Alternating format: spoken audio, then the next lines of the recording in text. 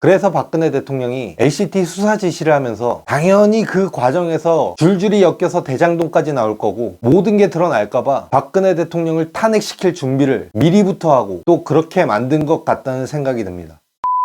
자, 여러분 반갑습니다. 가치를 관찰하는 볼보입니다. 오늘은 먼저 여러분들한테 질문을 던지고 시작을 할게요. 여러분들은 적폐에 대해서 어떻게 생각하시나요? 저들이 항상 외치는 적폐청산, 그것은 저들만이 외칠 수 있는 구호가 아닙니다. 이번 대장동 비리, 하천대유 사건만 보더라도 여야가 모두 얽혀있는 것을 알 수 있죠. 제가 우파라 그래서 무조건 야당 편을 들 수도 없는 상황이고 무조건 여당을 욕할 수도 없는 상황입니다. 이번에 화천대유에 얽혀있는 인물들 중 이재명을 제외한 상당수가 박근혜 정부 탄핵과 관련된 인물들이 얽혀있는 것으로 밝혀지고 있는 상황이죠. 그래서일까요? 알면 알수록 박근혜 대통령이 왜 부정한 탄핵을 당했는가, 그게 서서히 드러난다고 생각을 합니다. 이번 대장동 사업만을 두고 제가 추론한 점을 오늘 영상에서 얘기해 볼 생각입니다.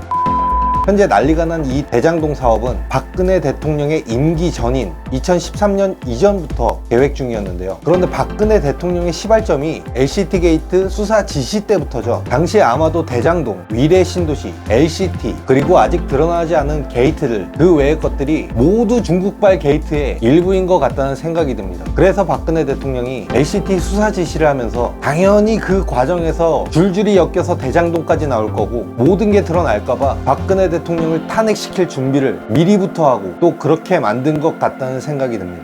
정말 공교롭게도 지금 특검 반대하고 부정선거 부정하는 사람들, 평소에는 논리적인 척, 이성적인 척 하다가도 이런 주제만 나오면 떼쓰는 애들처럼 바뀌는 사람들, 평소 때랑은 간극이 너무 큰 사람들, 이런 사람들이 대부분 탄핵파들이죠. 분명히 중국발 게이트든 공지학원이든 파보면 무언가가 나올 것 같다는 생각이 듭니다. 잘 생각해보세요. 최순실 비선실세로 뉴스가 막 쏟아져 나올 때 국민들이 분노를 표하던 시절, 당시 집권당을 생각해보자고요. 그 당시 최순실에 관한 뉴스가 나오기 전날 의미심장한 글로 박근혜 대통령을 저격했던 게 누굽니까? 현재 야당 대표 이준석이었죠. 그 기점으로 여론에서 최순실 관련 뉴스가 쏟아져 나오고 며칠 동안 여론과 국민의 문매를 맞은 청와대에서는 박근혜 대통령이 직접 사과하기도 했었습니다. 그리고 그 당시에 곽상도 의원은 어땠나요? 탄핵소추위원장 권성동과 장제원에게 자료를 다 넘기고 본인만 지금껏 그 라인에서 살아남은 거 아닙니까?